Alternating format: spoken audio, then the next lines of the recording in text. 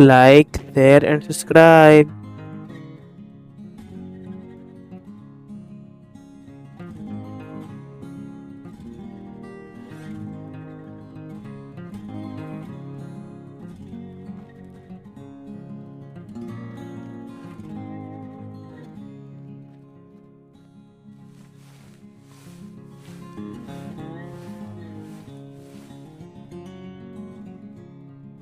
Her collarbones, while silver bangles jingle around her wrists with every carefree movement.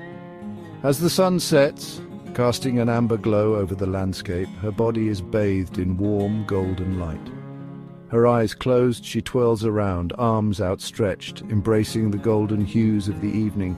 The field, dotted with mango trees and wildflowers, stretches on infinitely, a serene sanctuary just for her.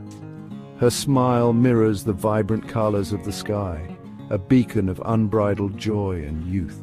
With each fluid, unself-conscious movement, she dances in perfect harmony with nature. In this moment, she is free, innocent and beautiful, lost in the bliss of her surroundings, with nature as her only witness. This is teenage bliss in an Indian field, a captivating dance of life and freedom.